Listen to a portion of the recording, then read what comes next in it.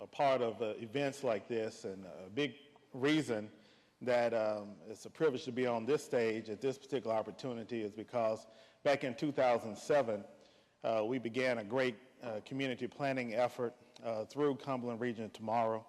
And I think it's great using their quality growth toolbox and Dr. Bridget Jones and all of her efforts to lead us in that planning effort in 2007. So why don't we give Cumberland Region Tomorrow a big hand.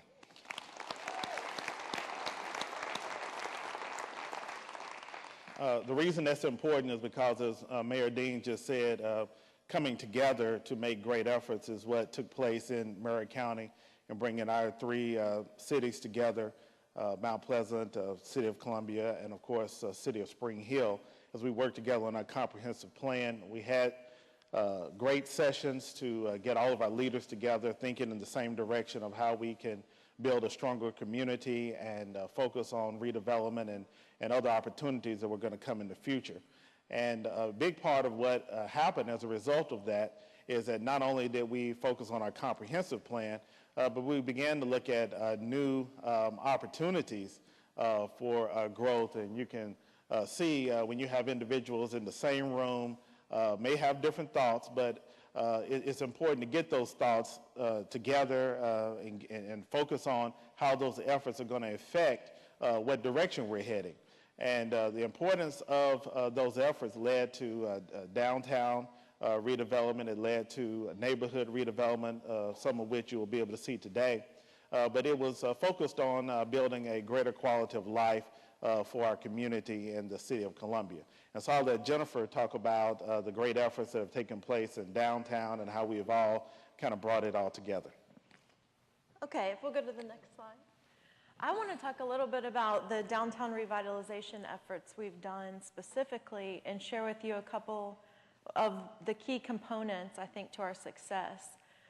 The first being the strength of our Columbia Main Street program. In Columbia, we've had a Main Street program since 1982. We were actually one of the first 5 Main Street communities in the state of Tennessee.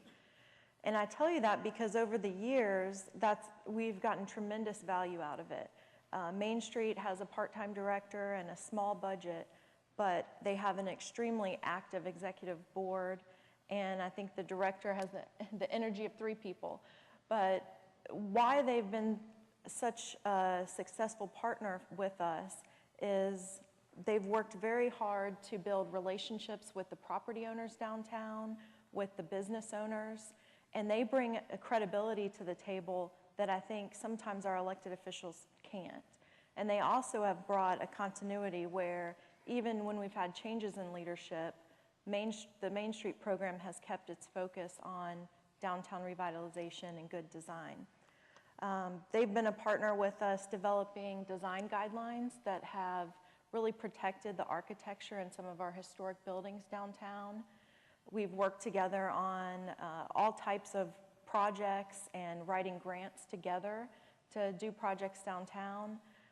We've done anything from, putting bike racks and benches to a recent banner project where we had local artists design banners for our Main Street, and we used almost no public money for that. We had private businesses that stepped up and donated funds to have the banners printed.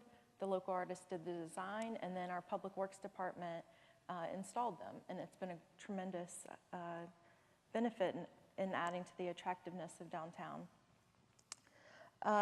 Another thing I would say just about their board is that they have been tremendous partners in recruiting new business to downtown. I think a lot of times as the city or local elected officials, we don't even know when businesses are looking at downtown, but these individuals are kind of our feet on the street and really have helped bring new business into downtown and can be the best marketers and promoters of your community.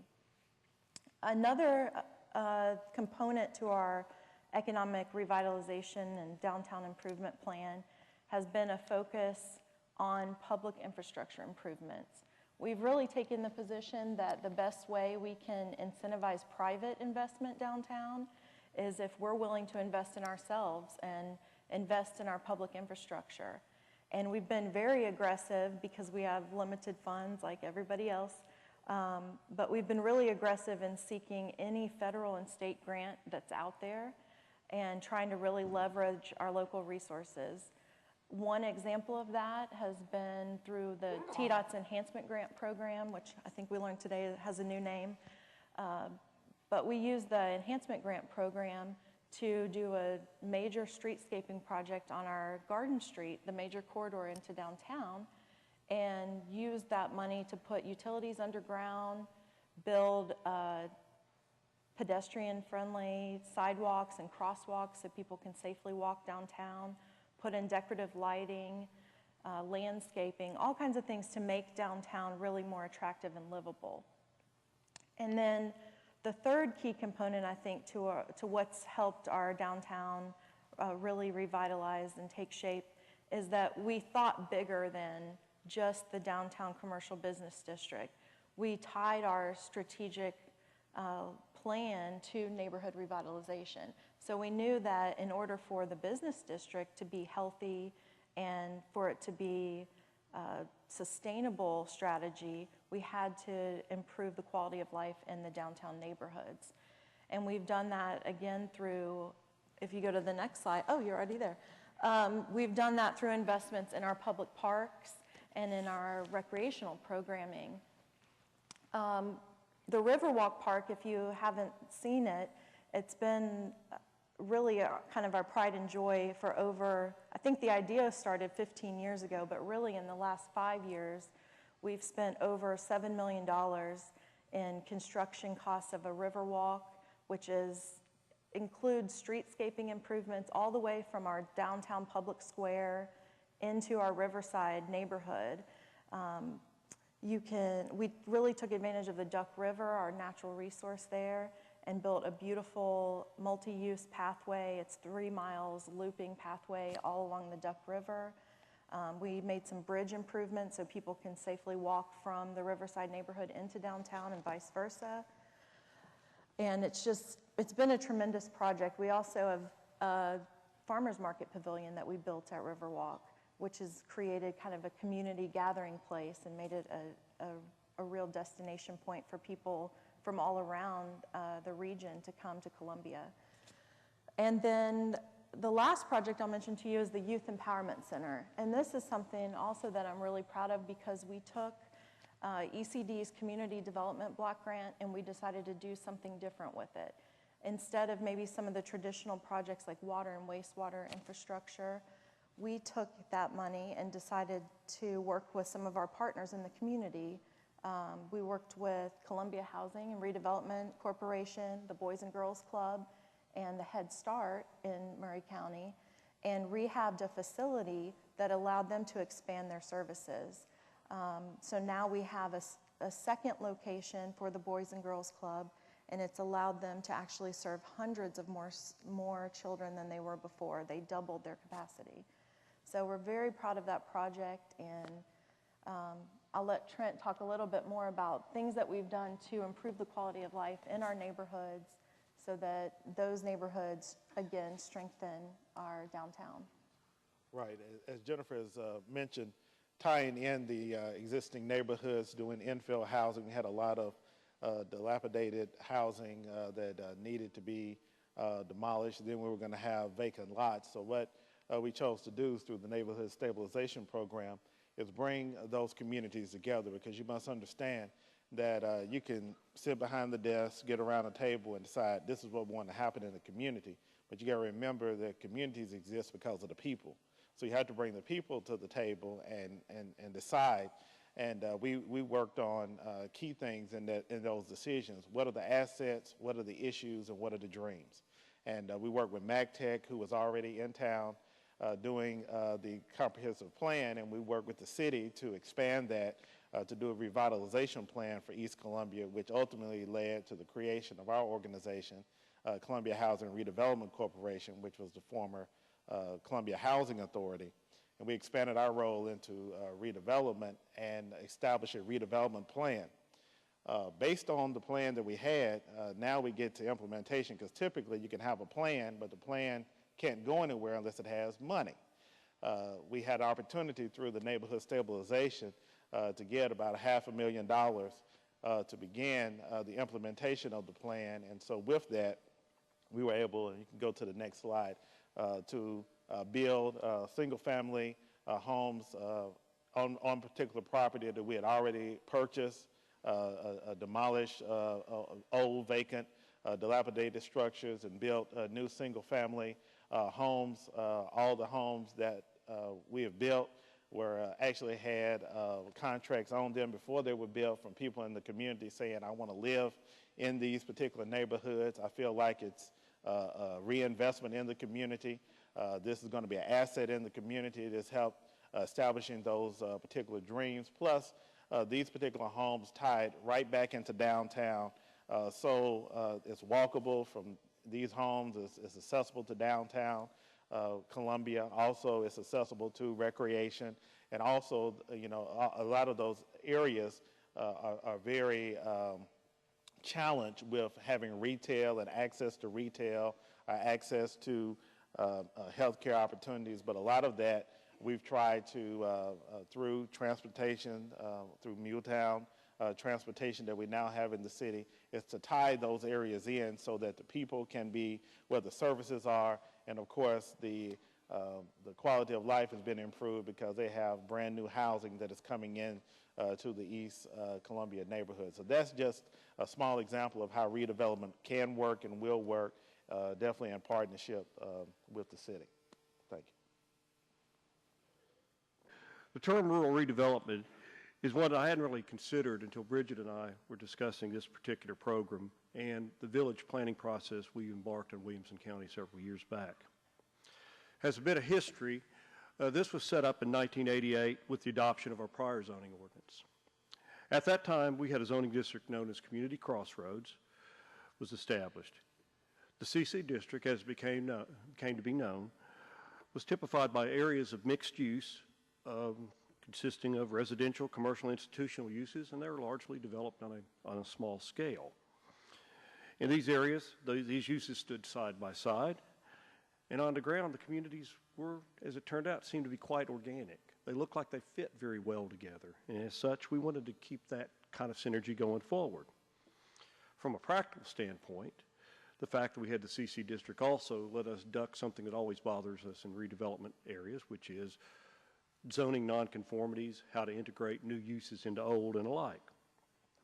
But what we did overlook at the time was the fact that providing these mixed-use areas also gave us a template for redevelopment of some of these communities. In '88, some 18 areas were zoned in this manner, and of these areas, they ranged anywhere from 8 acres to 338 acres. Over time, clearly, our best example of success's approach was the flowering of Leapers Fork that occurred over the past 20 years. Starting in the early 1990s, significant private development occurred within Leapers Fork. As a result of this development, we saw a revitalization of existing housing stock, renewed commercial opportunities in the community, and possibly the best outcome of all, a true renewed sense of community in that area. And I guess you could say it was typified by the number of events they have even for virtually every weekend.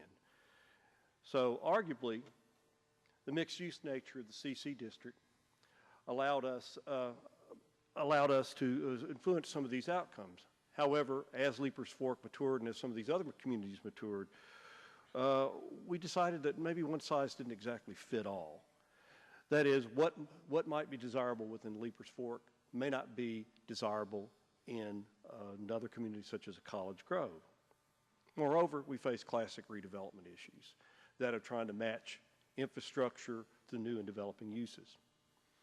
Since 2007, with the adoption of the county's comprehensive plan and the subsequent adoption of the updated zoning ordinance, we took several new approaches to these communities. Rather than rely on the old CC zoning districts, we utilized 2 new zoning districts, hamlets and villages.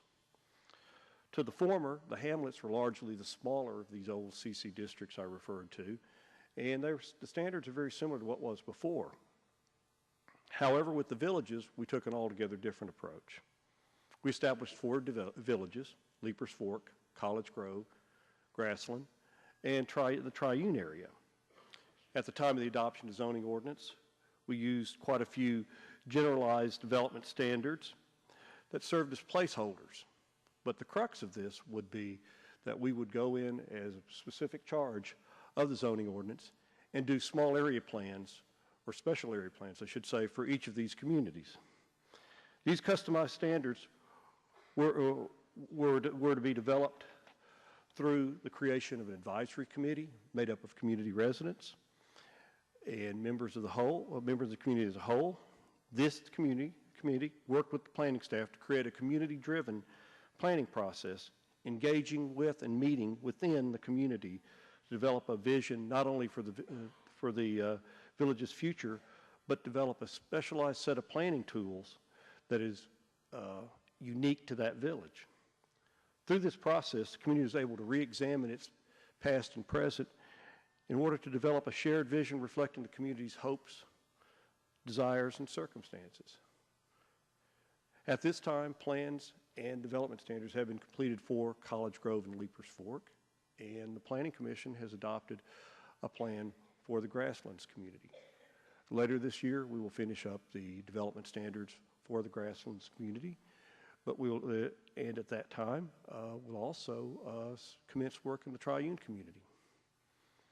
As far as what have we learned to date, as I noted earlier, one size doesn't fit all. Hence the utility of utilizing these special area plans to customize land use to these communities.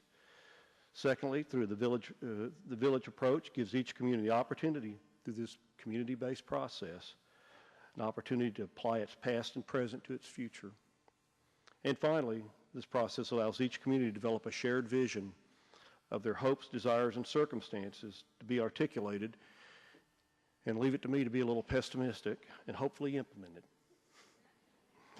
At any rate, I'll turn the other side to this over to Mayor Anderson. Over the last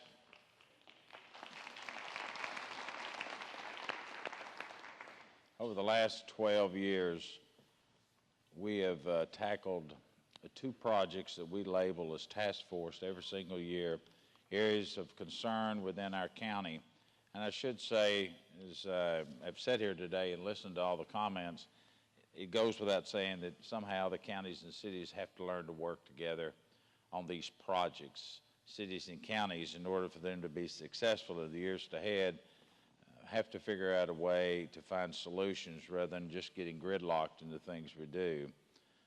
It's amazing to me that for Franklin and Brentwood and Nolensville and Thompson Station, Fairview and Spring Hill, and many of these mayors are here today, we do find common ground in which to grow on. And one of those areas is in the economic development in our public schools. When you're a county mayor, as many of you in the audience are, if you're still sitting out there this late in the day, you realize your tax base in the unincorporated area is very limited in what you can do. The sales tax dollars goes back to the cities or goes back to the schools. But at the same time, you have to figure out a way to expand and protect the base that you've currently got. And as Joe just mentioned here in the Leapers Fork area, which I hope many of you have had an opportunity to come there and visit and spend your dollars, that particular area has been garnished into a community that used to be Hillsborough, but Leapers Fork now has redefined how they want to be recognized and their area of concentration and who they're looking to come to their community. But we don't have any public utilities out there, particularly in the area of sanitation, in the area of sanitation. So we've got to address some of the old buildings and some of the old ways that we dealt with septic tanks. In fact, all of our county except for one area, thanks to John Schroer, when he was mayor prior to Ken, we were able to get sewer brought out to one of our counties that was having a failing system.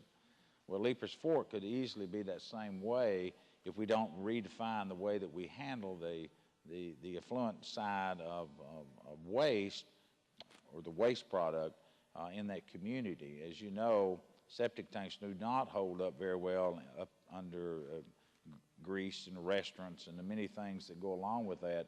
So we put together another task force. As I indicated earlier, we try to do about 2 of these a year. We've worked with animal control issues. We've worked with public safety task force. We've worked with taking our CVB, which is very important to our county, but rolling that, getting it out underneath the county government and city government, let it be on its own 2 legs and do the things that it can do to make your community prosper. We took our economic development, a very vital piece of our community, and said you need to get away from government and do the things that are important that bring